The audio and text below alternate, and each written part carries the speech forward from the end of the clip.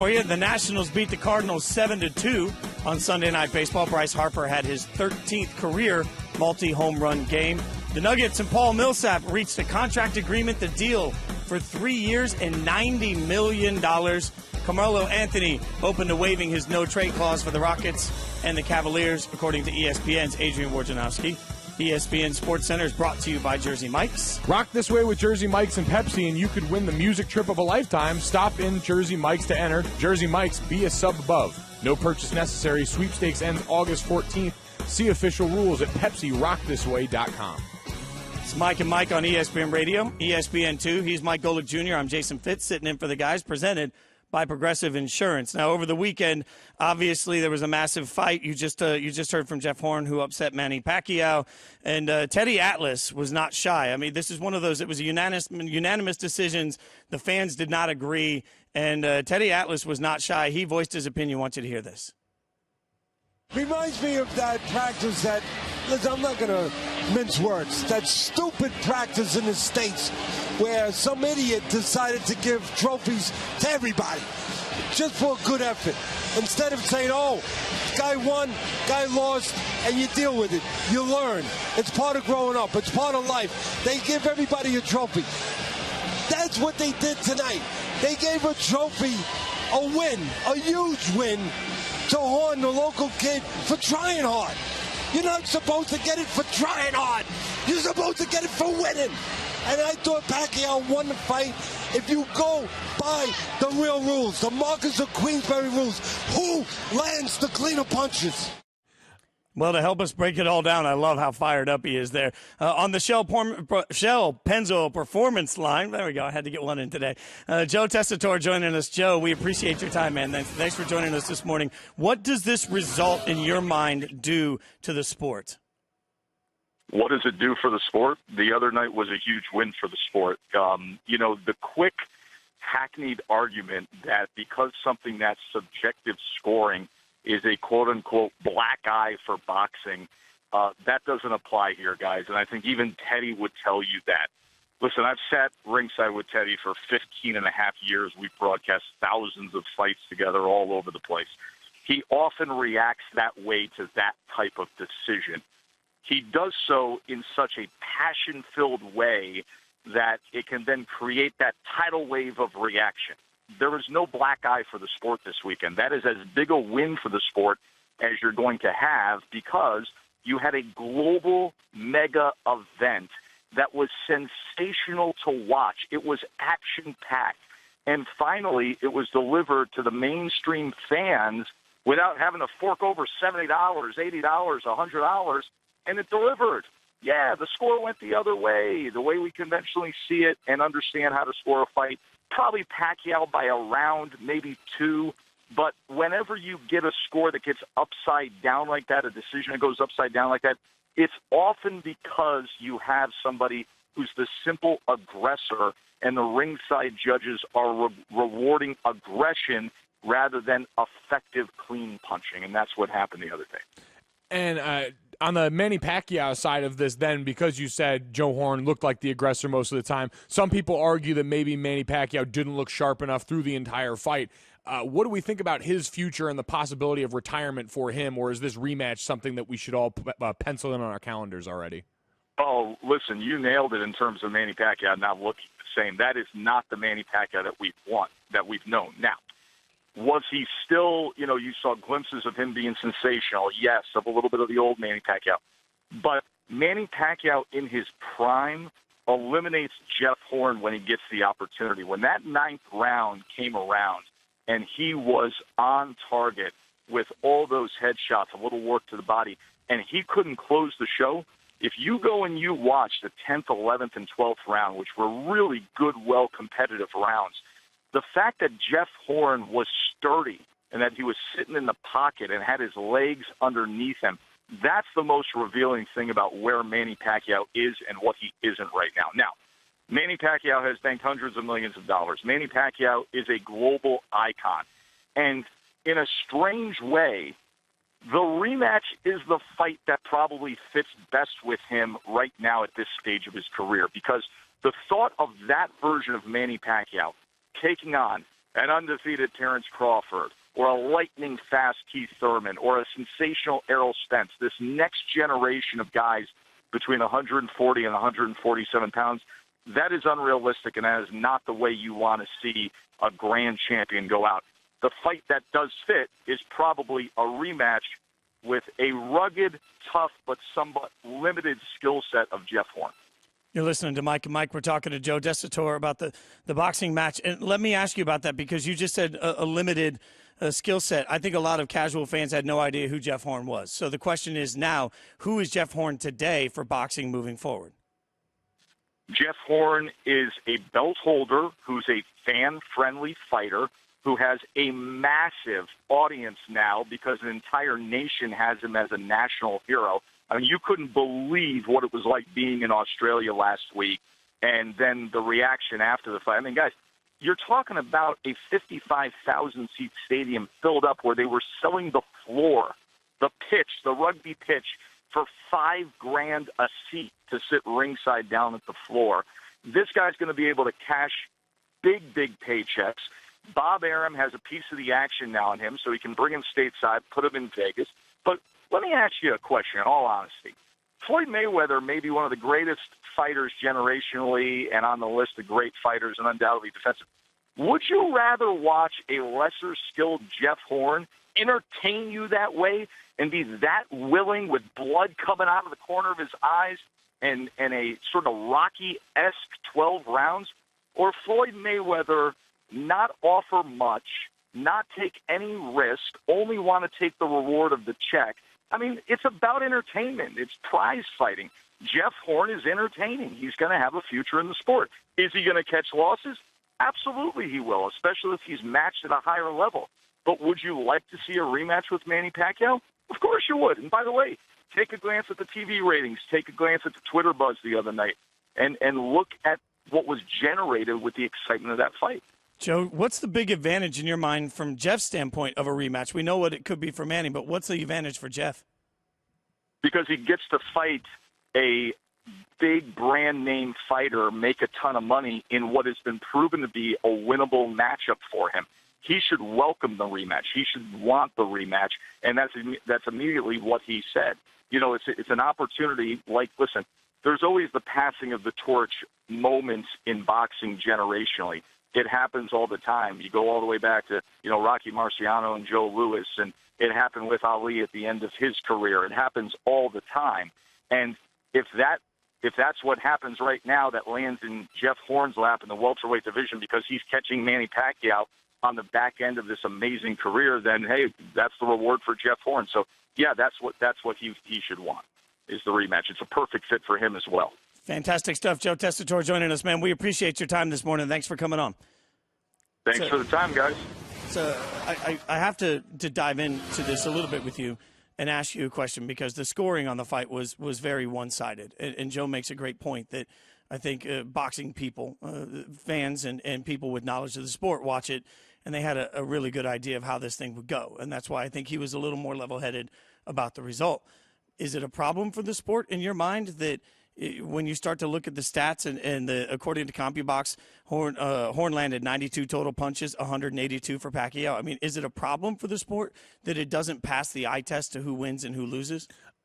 I really don't think so, just because boxing purists are always going to be around, and those seem to be the people with the biggest problem in all of this, is the ones looking at this and saying, knowing what we know about the world of fighting, why were the results the way they were? But to his point, I agreed with Joe in the fact that this being as accessible as it was, and this being as talked about as it was before, during, and after, I understand it's on our air, so it sounds like I'm shilling a little bit here, but I think regardless, as long as it's not a pay-per-view product, having that accessibility for people, whether it's on our air or otherwise, is going to do a lot for the sport. For people, I should say my age. I always lump our age, but you are the vampire. People my age looking for a reason to get back into boxing. And his point, visually, this fight had it. It had a lot of the blood and brutality and all these things that fans have been going over and getting in the UFC for a long time now. And to his point, this was a more visually appealing fight than watching Floyd Mayweather dodge punches artfully, skillfully, but ultimately not that entertainingly throughout rounds. There are some stories that you just have to hear to believe. Introducing 30 for 30 podcasts, all new stories from the producers of the acclaimed 30 for 30 series. Subscribe now in the Listen tab of the ESPN app or Apple Podcasts. I'm still thrown off by the vampire. We're starting to get you. I'm starting to get under your skin a little bit here. You're wearing me down. It's like a fight. Well, and you mentioned Mayweather, and I think that's the other interesting part of this, because Jeff Horn, it took him about 3 seconds flat to say, I want Mayweather, which I feel like is what everybody's going to say now. I feel like if you do anything well, like if you're at your office today and you build like the best spreadsheet ever, you're just going to slam your computer down and say, I want Mayweather. Like, that's where we are. Like, does he really want Mayweather? It's the new version of everyone on College Game Day holding up the I want Bama sign. We can all hold up the sign. None of us really want Bama. Some Fair of point. present company included. Well, I mean, it's an interesting process here, because you're looking at a fight that's been very popular, obviously, over the weekend, but it's still a fraction of the conversation that's happening over a spectacle that shouldn't be anywhere near the fight that we just saw. It sort of speaks to where boxing is, but it also speaks to how much the sensationalism still ultimately sells through the process of trying to figure out what Mayweather-McGregor is going to look like compared to a good fight that we just saw over the course of the weekend. So, AutoZone, talk to us, Mike. What do you got? Yep. You ever stop and think if some athletes really have a clutch gene? Some guys always stay cool and calm. No sweat, even in the toughest of situations. Same goes for your car. It needs to be clutch during the summer, and that's why you should always visit AutoZone.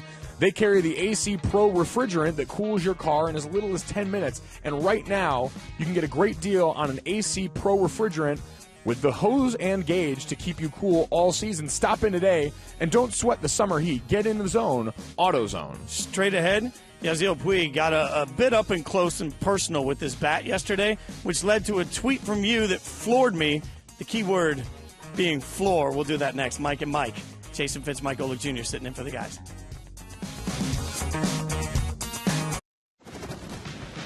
It's Mike and Mike on ESPN Radio, ESPN2. You can tweet us at Mike and Mike on the 1-800-Flowers.com Twitter feed.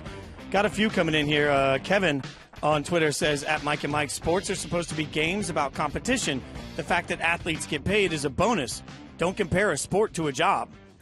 I don't know what nonsense this is in reference to, but those are two warring crowds, I think, that we mistake for operating in just conflict with one another, where it's either do your job, it's a job, or sports are a game, you should be lucky to get paid. Like, reconciling those two is impossible. And I think that at some point it is no matter what you think of it personally, for the guy that's doing it, it's a job. It's how he feeds his family. It's how he provides for his future. So it is a job. And in that situation, just because he has a job with a better payoff than most of us doesn't mean that he doesn't get to choose his work environment the same that the rest of us would get to. So I get a little fired up about that one. So that's a good tweet. Did you see any here that that stood out to you? Yeah, I think you look at the jerk tweets, and they need to restructure the conferences. The East has been a joke, and that's going to be the interesting thing me and you talked about before the show, is when is the sort of redirect? When is that correction where all of these guys that have gotten into this glut of talent in the West finally look out and say, you know what, I've got a pretty easy path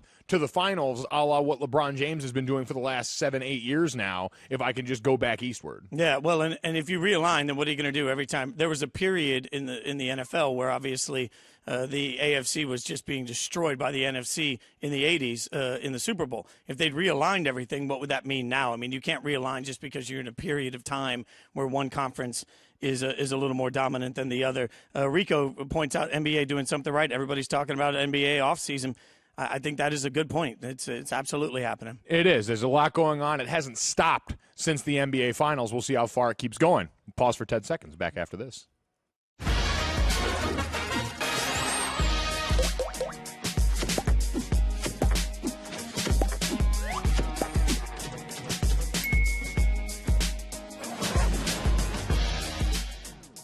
It's time for Straight Talk Wireless, brought to you by Straight Talk Wireless. Best phones, best networks, no contract. Mike, you're listening to Mike and Mike, ESPN Radio, ESPN2. Mike Golick Jr., I'm Jason Fitz, sitting in for the guys, presented by Progressive Insurance. We need to have a conversation. What's going on? You were a fantastic follow on Twitter, by the way. And I don't just say that because, we're friends. I don't just say that because you work for ESPN. You tweet out entertaining things that make you scratch your head. But I was a little fair assessment. I was a little, let's say, thrown back yesterday. And again, as somebody, I lived a lot of my years on a tour bus touring as a musician. I've eaten a lot of things off the floor that I'm not proud of on a tour bus. I'll admit that. But yesterday you went to Twitter to express your eating habits in a particular place, and it kind of stunned me.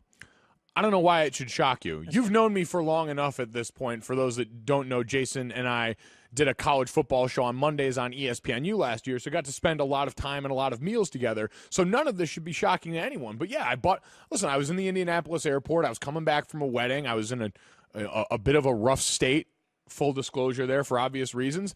And so I bought myself a nice airport hot dog. And, they hike up the prices a little bit once they get you past airport security. And so when my hot dog took a tumble down onto the floor, I had a choice to make. And it was like time stood still. Like, how they talk about the 5-second rule? Everyone was asking me about that. I have no idea how much time passed. Could have been 5 seconds, could have been 5 minutes. But I was locked in that moment trying to decide if I was going to prioritize my own happiness. And I chose joy. I chose that hot dog, dusted it off a little bit. Shout out to the Indianapolis airport, by the way. Impeccable floors that I found out afterwards. Straight Talk Wireless nationwide coverage on America's largest and most dependable 4G LTE network. There's a couple things here. One, we share something in common there because inherently you're cheap. That's what that says. You don't want to go buy another hot dog. No, God. I'm with you. Once you've spent that hot dog money, you're not going to spend hot dog money twice. That's not going to happen. I don't got hot dog money yet. You might as well just get a steak at that point. You can't do that. But the second part of it, and I'm not particularly proud of this, is I wanted to give you a reason for hope. So I actually, at the time, I Googled the 5-second rule because there's been a few medical studies on the 5-second rule. So I was like, I'm going to give him support. However, it looks like it's not so much about the length of time, it's about the amount of bacteria on the floor. So I was hopeful I could give you scientific research that says 5 seconds was going to be okay. Turns out it's not. I'm pretty adept at spotting bacteria, though. It's one of my unique skills. And looking down at the floor after the fact as I was trying to, quickly clean up all of the mustard and relish and everything else, that I felt bad because I had mucked up what looked like a really nice, clean floor. So I thought, all right, if there's any floor in any airport I can eat it off of, darn it, Indy, I'll choose you every time. Well, and you didn't mention the relish and mustard and such on it. I mean, you can easily wipe that off and start clean. It's the same hot dog at that point. So it is, but it also gives more places for the bacteria to glom on. Believe me, I thought this out. This was in the moment that time stood still. All of these things were passing through my mind, and somehow on the other end, it got me to the point where I knew I had done way worse than this. So I would have a lot easier time reconciling this internally, and that's all that matters. The really smart people that help make the show happen, because it's certainly not the two of us, have pointed out that the Mythbusters guys tested the 5-second rule. It was busted. It is all about the bacteria on the floor. But I thought of you in a sports context with this last night, because here I am sitting, getting ready for the show today, and I'm going through all the notes, and I look up at the highlight reel, and I see Yasiel Puig, and he's not pleased, and then he has this moment with his bat where he decides that when he's not pleased with the way he's swinging, apparently he now does this. So he doesn't like it, walks away, and licks the bat. Ooh. So I looked at it and I said, you know what? If Puig can lick the bat, you can certainly eat the hot dog off the floor. That was my defining moment. I came to your aid in that defining moment. I appreciate you and Puig helping me out on that one. And I wonder if they're going to look into it. Is that doctoring the bat? Can you do that? Is he going to get one of those envelopes from Rob Manfred that's like, nah, man, you got to quit all this bat licking? That would be amazing if that was some sort of a new thing that we find out he's got something in his saliva that helps his bat. I can't imagine it, but it just seems like, the bat's been in the clubhouse and it's been on the ground and it's been flipped around. On Friday night against the Padres, Puig made a catch and kissed the ball out of his glove. So I have no problem with that. So you are now the Puig of ESPN. Hey, I'll take that. I mean, I'll take the Puig, maybe like 2013 Puig. I'd like to be a little bit more of that one, the all-star level Puig, but I'm fine with almost any Puig. He's a fun guy, kissing bats. What's the worst that comes out of that? I came from a sport with much grosser tendencies as far as the way you operate. I mean, Mark Slayer had a very storied history of peeing his pants that I proudly continued during my playing days. Oh, yeah. What? You'd never heard that? Okay, you missed that by now? You drop that nugget, I'll drop a music nugget on you. Slash, I learned in his autobiography for Guns N' Roses, switched to leather pants because he used to have a problem not peeing on himself during shows. So he switched to leather pants. because you can't tell that he peed on stage. But then later in the same book, he reveals that he would go weeks and not, like on tour, they'd go weeks and not wash their clothes from the tour, which means he peed in the same pants over and over and over again. That's a guy, you know what? That's a musician that I can respect. That's a guy going out there and putting it all on the line. That's not going to be stopped for anything like that, because I can't imagine that you were dedicated enough to pee your pants during a show ever. I was not. No. I didn't. Now I feel like less commitment to the cause. Exactly. Puig, Stink, and I will be over here peeing our pants and licking bats, and you can be over there doing God knows what you're doing. I just have to ask: has that tradition stopped as you are now transitioned out of playing? Because this would be a comfortable thing for you to tell the people that work around. They keep these cameras above the table for a reason. This is what I deal with every single. Yeah. I thought I'd give you a little hope. You know, that hope seems to be the message of the NBA offseason, right? Hope is the message for all of the fans out there. I'm trying to give you that same level of hope. That's what I'm trying to accomplish. I appreciate you. I know that some of your planning coming in here at 4:20 this morning, getting here way too early, was a part of helping me out of my pee pants situation. So I appreciate that. It always is. It always. Don't forget, coming up straight ahead. Obviously, we've got a lot of good guests coming up and joining us on the show. Pennzoil Performance Line over the course of the morning. Royce Young is going to join us up next. We're going to continue through the process of the show this morning to break down sort of what the NBA landscape now looks like, because I think the greatest question is it better? Will the regular season next year be better than it was this year based on what we've seen so far? Yeah, and the Thunder are a team that I don't think I expected to see pop up in this conversation, but we heard that apparently this deal had been in the works for a while. Be interested to get Royce's perspective on this, as now not only do they land that star for the short term, Paul George, who made his future plans clear, but can maybe lure their other star into staying for longer. Well, straight ahead, the Thunder pick up one star, but they lose another. Are they any closer to the Warriors in this process? We'll look at that. You're listening to Mike and Mike on ESPN Radio. We switch to ESPN News. Next up, Mike Golick, Jason Fitz. We're in for the guys.